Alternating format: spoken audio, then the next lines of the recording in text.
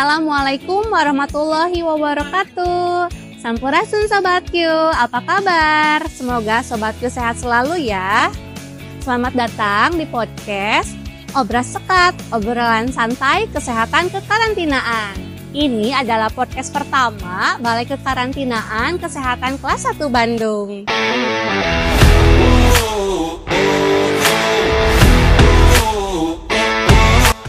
Di podcast ini, kita akan membahas apa saja tugas dan fungsi Balai Kekarantinaan Kesehatan Kelas 1 Bandung, juga kegiatan-kegiatan yang sudah dilakukan.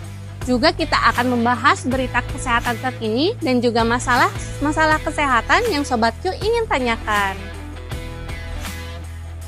Saya Eva Lismawati, siap menemani Sobat Q dan membagikan insight-insight baru, juga fakta-fakta keren dan menarik tentang kesehatan. Jadi jangan kemana-mana, tonton sampai akhir ya. Sebelum kita lanjut, jangan lupa untuk komen, like, dan subscribe.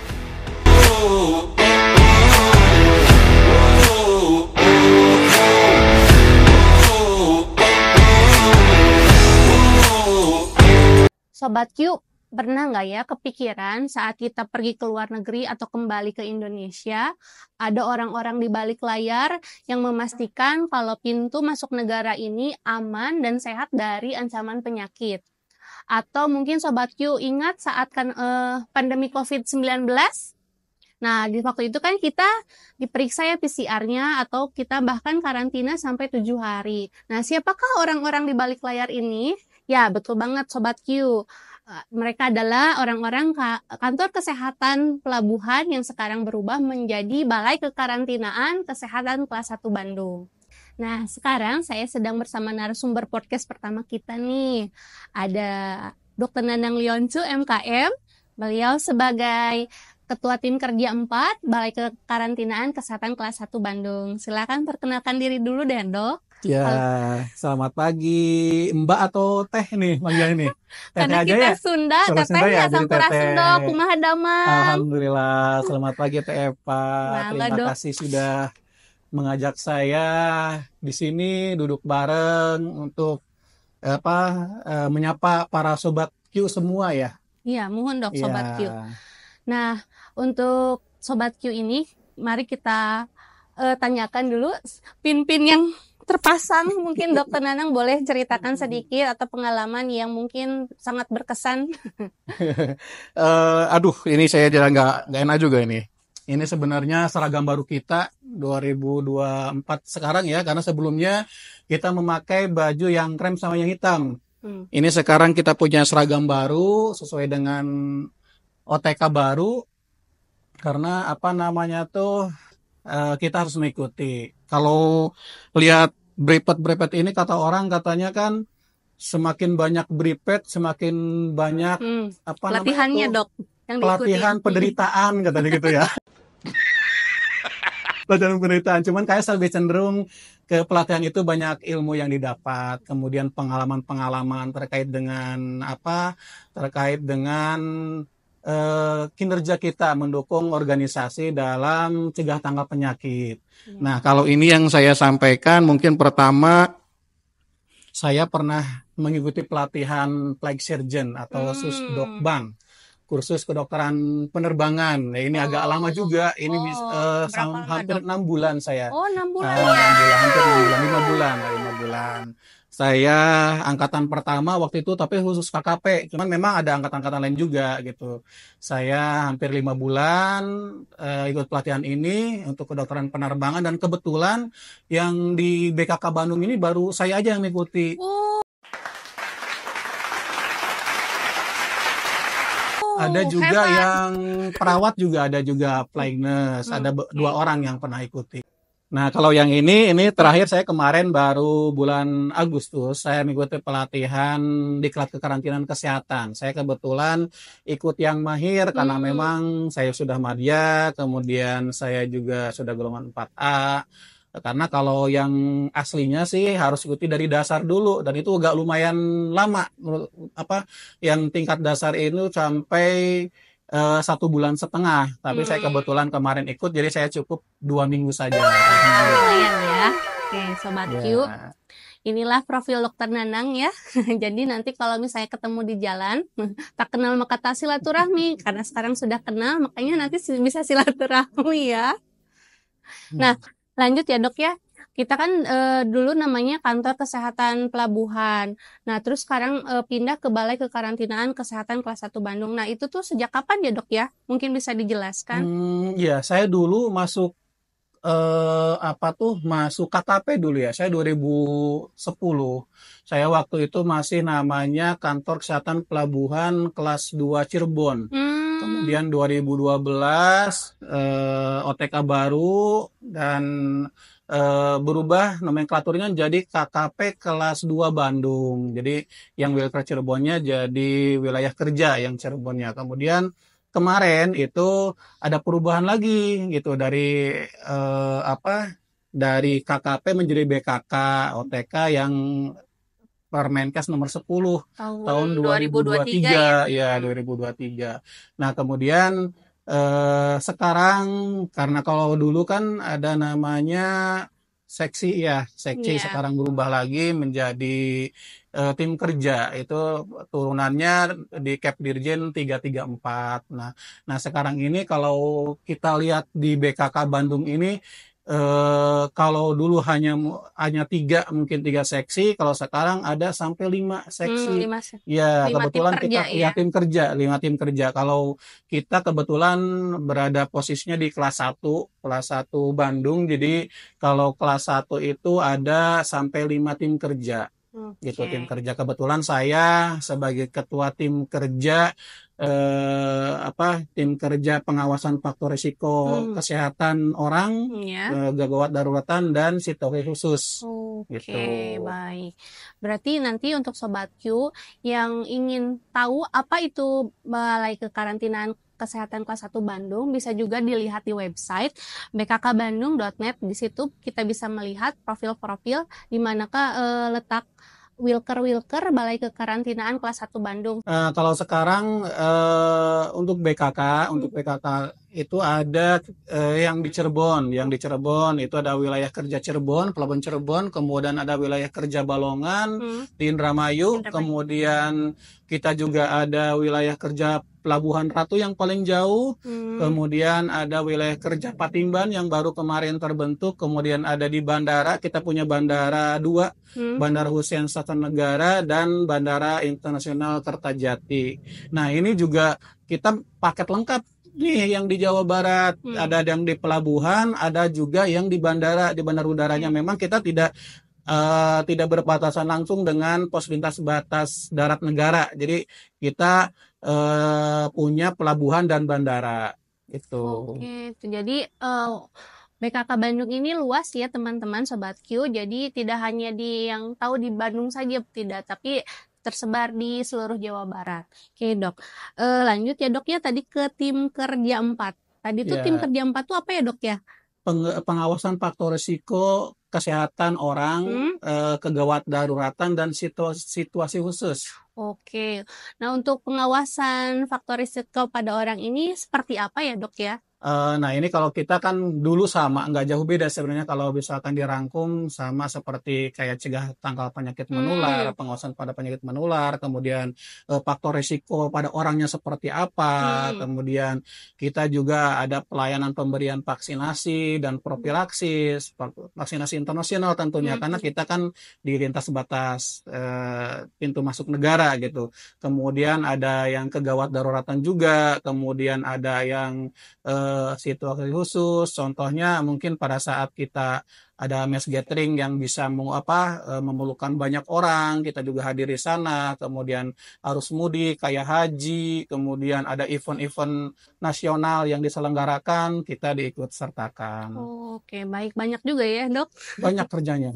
Oke, nah untuk yang pertama penyakit menular mungkin ya dok ya, penyakit apa saja sih mungkin yang memang harus diawasi oleh BKK Bandung ini? Kita kerjaan sehari-hari kita kalau secara internasionalnya mungkin kita yang pertama cegah tangkal penyakit menular yang mungkin kalau Bapak Ibu teman-teman Sobat Q semua ini banyak taunya kalau BKK itu permohonan vaksinasi. Nah, ini permohonan vaksinasi meningitis. Ini juga kenapa harus diberikan vaksinasi karena meningitis ini juga penyakit menular. Iya, biasanya Gitu. pada jemaah-jemaah umroh ya, Ya, Dok ya. jemaah umroh. Sebenarnya kalau lihat dari dari wilayahnya itu yang banyak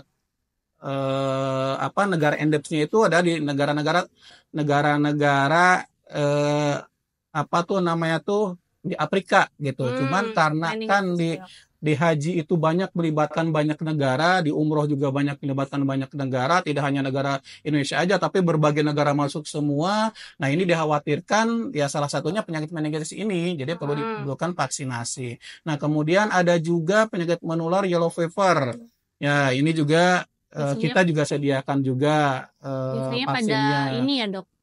Anak buah kapal Iya, ya. biasanya yang banyak pemohon itu dari anak buah kapal, ABK-ABK kapal, atau yang akan melakukan perjalanan ke ke Afrika, wilayah Afrika gitu. Nah, kemudian yang biasa kita lakukan juga pemeriksaan di masyarakat pelabuhan termasuk ABK, kemudian atau masyarakat-masyarakat sekitar itu terkait dengan HIV TB juga. Nah, ini juga HIV concern juga kita gitu. Itu masuk kegiatan kita gitu. Oke, selain berarti termasuk masyarakat sekitar itu siapa ya, Dok, misalnya? Masyarakat sekitar bisa masyarakat pelabuhan itu sendiri atau kemudian masyarakat bandara atau yang kerja di wilayah bandara atau di pelabuhan itu masuk wilayah Berarti kerja. termasuk penjamah-penjamah makanan tenan-tenan yang ada mereka jualan makanan di situ juga diperiksa ya, Dok yang ya. memang sehari-harinya bekerja di bandara atau di pelabuhan itu masuknya masuknya masyarakat pelabuhan atau masyarakat bandara disebutnya. Oke.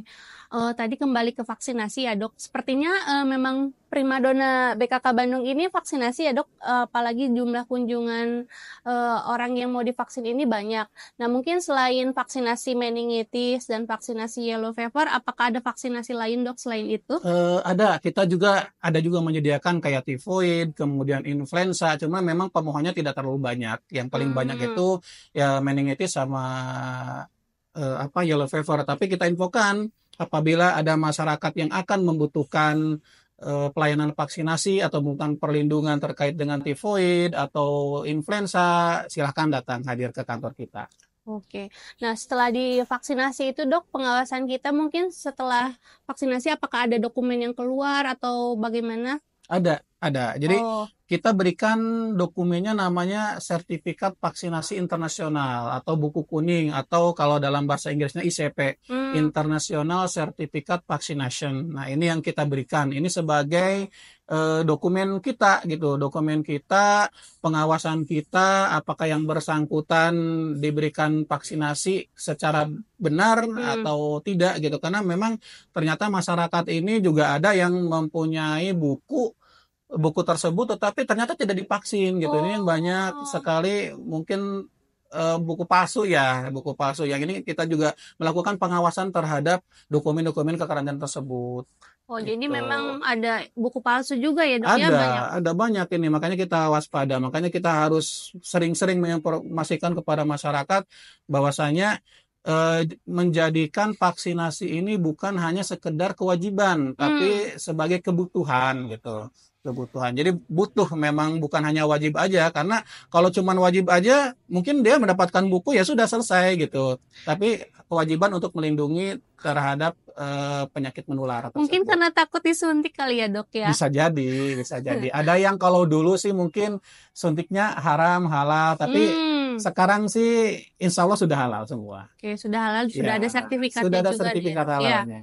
Oke, terus kalau misalnya ini, Dok, selain vaksinasi untuk berangkat ke luar negeri, mungkin ada juga misalnya ada sobatku yang sakit atau sobatku yang hamil, apakah ada dokumen yang harus dipersiapkan juga mungkin, Dok?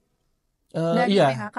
Iya, kita biasanya yang paling sering adalah ketika kita akan melakukan perjalanan lewat udara biasanya. Nah, ini kita untuk yang sakit, biasanya maskapai akan mengarahkan ke kita dulu, kita lakukan pemeriksaan, apakah yang bersangkutan layak terbang atau tidak. Ketika kita si pelaku perjalanan itu baik itu secara domestik ataupun secara internasional itu nanti kita berikan surat kesehatan layak terbang atau SKLT.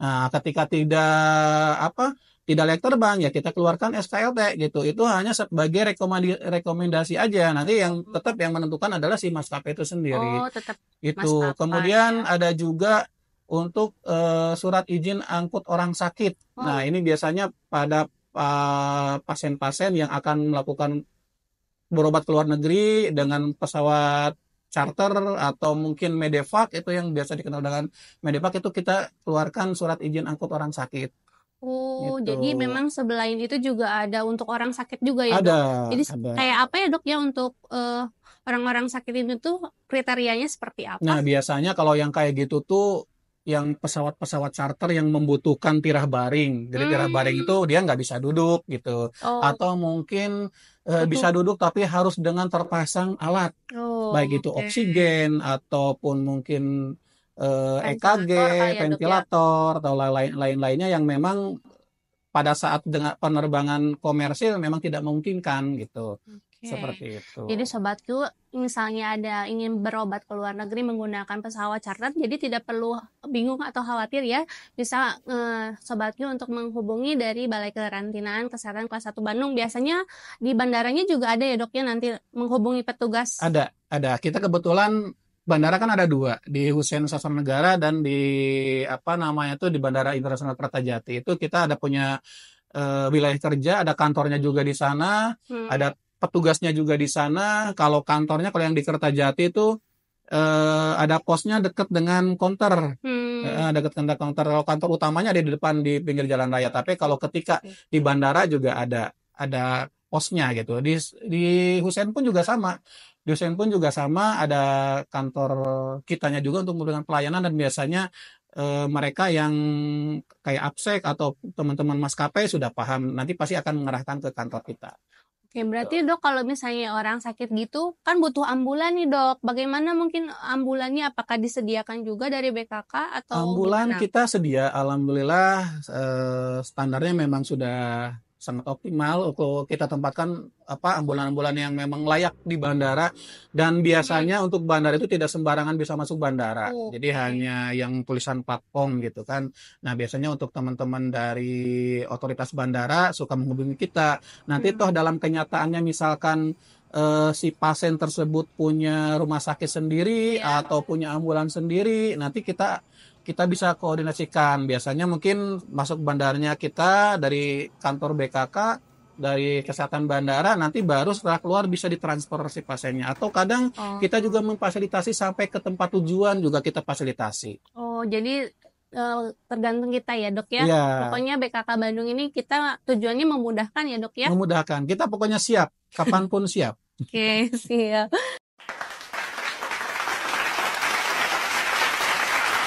Nah, terus Dok, tadi tuh situasi khusus ya, Dok ya, kayak haji, apa, Nataru, terus apa lagi ya, Dok? Arus Lebaran ya. mudik, Ya. ya lebaran, Itu arus tuh mudik, arus seperti balik. apa ya, Dok? Kayak gimana? Mungkin boleh dijelaskan, Ya, Dok? kalau pengawasannya gini, kalau untuk mungkin pertama yang arus mudik, mungkin ya arus mudik, arus balik. Biasanya kan peningkatan penumpang pelaku perjalanan Hmm. biasanya. Nah, ya mungkin untuk mengantisipasi hal-hal yang tidak diinginkan, kita siap untuk melakukan apa namanya itu pengawasan, baik itu misalkan ada kegawat daruratannya atau mungkin ada si pelaku perjalanan yang membutuhkan terkait kesehatan, baik itu pengobatan atau pelayanan kesehatan, nanti kita siap Hmm. standby di situ.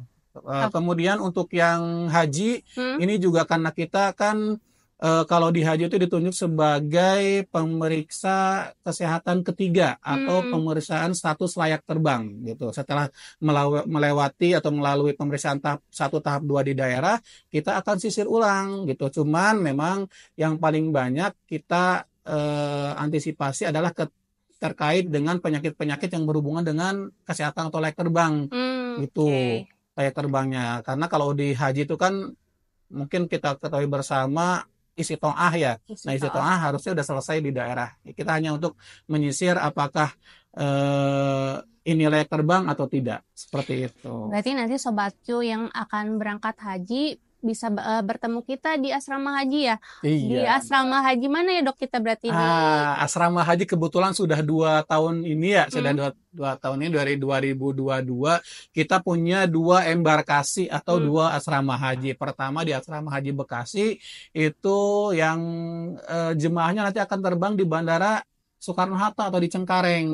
Nah, oke. kemudian yang kedua itu di asrama haji Indramayu. Ya, sama aja. Asrama Ini haji baru ya dok ya? Ya baru kita punya embarkasi Kertajati Oh, atau jadi, KJT jadi, namanya. Itu nanti terbangnya di Bandara Kertajati. oh, jadi yang bandara ininya cuma Kertajati ya dok ya? Yang di Jawa Ya, Baratnya. di Jawa Barat cuma Kertajati. Oh iya nih dok, saya tuh ada juga isu-isu tentang haji nih. Kalau misalnya jemaah haji berangkat ke asrama haji terus diperiksa kesehatannya tuh bilang aja iya nggak ada penyakit. Katanya takutnya nanti gagal berangkat. Nah itu tuh gimana sih dok isunya dok? Apakah benar?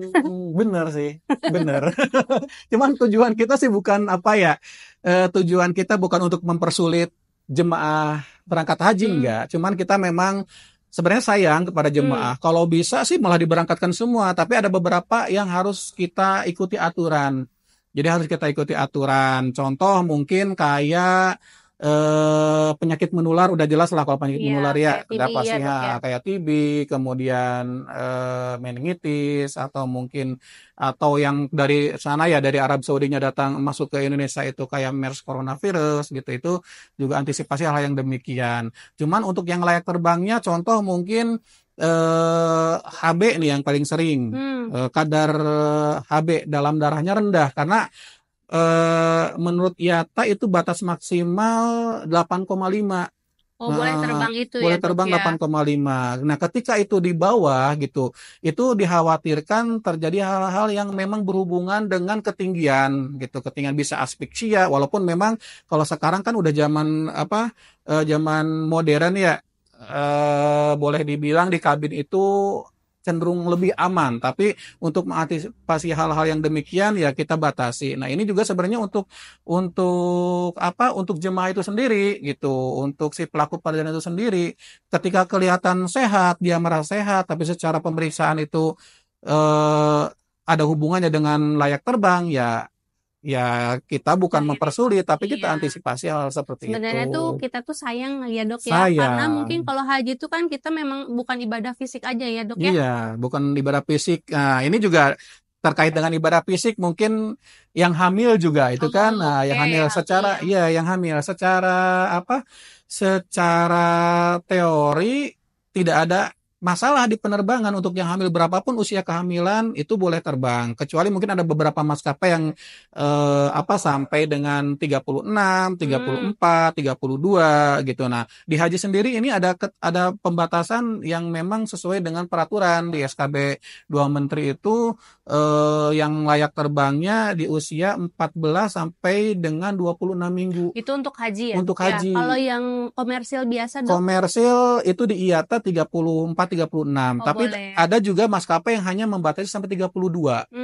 Oke, tiga jadi puluh dua tergantung minggu maskapai juga ya. tergantung maskapai juga. Kalau kita juga tidak menolak bukan, tapi kita hanya sifatnya rekomendasi aja gitu. Oke, baik dok. Berarti untuk ibu hamil, untuk orang-orang dengan anemia mungkin memang harus di ini lagi ya dok ya. Sebelum berangkat, makanya di pemeriksaan ketiga itu lebih diawasi benar-benar Lebih ya dok ya. diawasi, lebih ketat karena ini adalah pemeriksaan terakhir juga gitu kan, pemeriksaan terakhir karena walaupun bagaimanapun juga ketika nanti udah sampai sana, sudah sampai Arab Saudi untuk jemaah haji, nanti pasti yang di ininya ini nih loh, kenapa kok ini kok bisa lolos nih di Iya, embarkasi gitu iya, padahal nanti padahal yang disalahin kita ya iya dok ya. karena seolah-olah kita ini apa tuh ya boleh dibilang ujung tombaknya lah gitu karena Oke. memang kalau kalau dari Arab Saudi kan pasti asalnya dari embarkasi gitu nah embarkasi ya tugasnya kita gitu untuk pelaksanaan kesehatan. Oke, Dok. Nah, untuk situasi khusus waktu itu juga kita kan pernah pandemi ya, Dok ya. Mungkin ada pengalaman nggak, Dok, sharing pengalaman waktu pandemi itu apa yang Oh ya ini terkait dengan waktu pas kejadian COVID-19 ya. Waduh, kita ini sangat direpotkan sekali, tapi ini pembelajaran buat kita karena tidak semua bisa mengalami hal demikian gitu. Kebetulan saya waktu itu 2020 juga pertama kali COVID-19 saya ditugaskan ke Sebaru. Ada mungkin yang tahu sejarah awal mula masuk COVID itu kan pertama di apa tuh namanya tuh yang kapal ya, Iya. kapal Diamond Princess. Saya ke sana, saya di Pulau Sebaru 2 minggu untuk biar tidak masuk sebenarnya ke sini dijadikan pulau karantina di sana gitu. Ternyata tiba-tiba muncul ada kasus 2 orang di Depok. Nah, ini yang menjadi awal mula akhirnya banyak sekali kasus-kasus di Indonesia. Nah, kita sebagai garda terdepan di pintu masuk negara, kita dilibatkan di sana terkait dengan kekarantinaan karena memang juga kita salah satu fungsinya karantina juga, kemudian ada isolasi juga. Kita ditempatkan diminta membantu di hotel-hotel karantina, kemudian di wisma karantina, di wisma atlet itu kita dilibatkan di sana juga terkait dengan PMI atau Pegawai Migran Indonesia. Tidak hanya PMI saja ya dok ya waktu itu. Semua yang datang dari luar negeri juga dikarantina ya? Iya, semua yang datang dari luar, pokoknya pelaku perjalanan luar negeri atau PPLN kita ini juga. Cuman memang yang paling banyak ya PMI itu. PMI TKW lah, kalau kita TKW, TKI gitu, itu banyak sekali. Iya. Baik dok, sekarang ini kan zaman era digitalisasi. Mungkin bisa disebutkan dok inovasi teknologi yang sudah tim kerja 4 lakukan? Ya, terkait dengan pelayanan-pelayanan yang memang sekarang sudah apa namanya tuh sudah tidak lagi udah paperless ya. Iya. Ya, sudah pakai teknologi semua. Yang paling baru ini TEPA kita punya yang belum dimiliki sama BKK lain itu adalah sentra vaksinasi. Nah, kita punya aplikasi sentra vaksinasi. Ketika nanti ada teman-teman Sobat Q yang akan melakukan perjalanan ke luar negeri ataupun dalam negeri, kemudian membutuhkan vaksinasi apa aja, itu bisa diklik di sana. Misalnya saya mau pergi ke Jepang nih, saya butuh vaksinnya apa? Nanti mungkin bisa tanya di Nah, situ bisa ya dok ada ya? lengkap semua. Jadi nanti misalkan contoh TEPA mau ke Jepang, kemudian di sana tuh lagi trennya penyakit apa nih gitu. Trennya penyakit apa? Nanti bisa diklik di sana. Di sini penyakitnya misalkan lagi banyak influenza misalkan. Saya butuh berarti harus vaksin influenza. Influenzanya di mana letaknya biar nggak bingung, nanti tinggal klik aja di situ juga bisa langsung kita diarahkan. Lokasinya TEPA misalkan posisinya ada di Sukabumi misalkan atau ada di Cirebon, ya tinggal klik Cirebon atau klik Sukabumi, nanti bisa diarahkan ke tempat yang paling dekat di situ. Lebih mudah ya dok Lebih ya? mudah. Nah mungkin untuk pendaftarannya ada apa tetap harus bawa kertas atau gimana gitu Enggak, dok? sekarang sudah pendaftaran juga sudah bisa online, bisa kita pakai apa namanya itu bisa pakai aplikasi semua, bisa pakai satu genggaman tangan, bisa sambil tiduran dulu, kemudian diisi pendaftaran, ada keluhan atau apa. Kalau dulu kan pakai informed consent tulis tangan ya lama. Kalau sekarang sebelum kita melakukan melakukan vaksinasi atau melakukan pendaftaran itu nanti kita bisa meriksa kesehatan diri sendiri dulu. Kecuali kalau tensi mungkin ya nanti tensi dilakukan pada saat kita sudah datang. Jadi kita isi dulu ada keluhan atau enggak. Nah jadi untuk yang akan mau vaksinasi ini dok, mungkin daftarnya kemana ya dok ya untuk aplikasinya? Apakah ada aplikasi pendaftaran khusus? Ada. Itu nanti kita punya aplikasi namanya Sisopi. Nanti si calon pelaku perjalanan ini atau si pemohon yang terkait dengan masalah vaksinasi nanti bisa diklik aja ke sisopi.bkkbandung.net. Nanti akan diarahkan ke sana masuk ke aplikasi. Di situ tuh isinya apa saja ya dok ya? Isinya itu terkait dengan apa namanya itu riwayat penyakit, kemudian ada keluhan atau tidak terkait dengan screening kesehatan dulu. Oke, jadi setelah itu mungkin kita bisa pilih tanggal tertentu mungkin untuk vaksinnya saya mau milih tanggal segini bisa nggak dok? Bisa karena kebetulan kan kita ada pembatasan kuota per hari. Jadi Sekarang 50 kuota per hari untuk di Induk di Bandung. Jadi nanti para calon pelaku perjalanan ini bisa menentukan kapan saya tanggalnya mau divaksin tergantung Oke, dan lokasinya pemohon ya dan dok ya, mau lokasinya di juga Cirebon atau di mana juga semua bisa boleh. di situ. Ya, bisa Oke. semuanya di situ. Wah, hebat ya Sobat Q. Ternyata dengan era digitalisasi ini sebenarnya semakin memudahkan Sobat Q untuk melakukan vaksinasi dimanapun. Oke. Wah, dok, sudah di penghujung acara. Oke. Mungkin ada kata-kata Sobat Q, pesan-pesan closing statement dok untuk Sobat Q di rumah atau yang sedang menonton.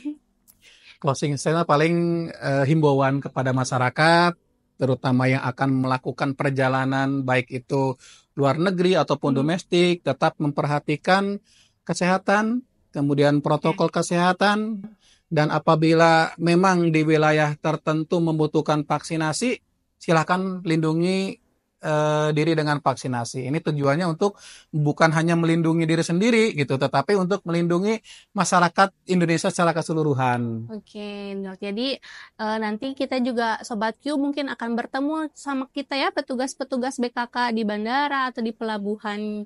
Jadi jangan segan untuk menyapa kami atau membutuhkan bantuan kesehatan juga ya dok ya. Iya, betul. Baik. Nah, seru kan Sobat Q? Banyak sekali pengetahuan baru tentang Balai Kekarantinaan Kesehatan ini. Mungkin ini cuma di permukaan aja ya dok ya. Mungkin kita kayaknya harus gali lagi bagaimana itu nanti di haji atau mungkin tentang meningitisnya sendiri Betul, ya dok betul, ya. betul. Oke. Baik, tunggu di episode selanjutnya ya. Terima kasih untuk menonton. Wassalamualaikum warahmatullahi wabarakatuh. Hatur nuhun. Hatur nuhun.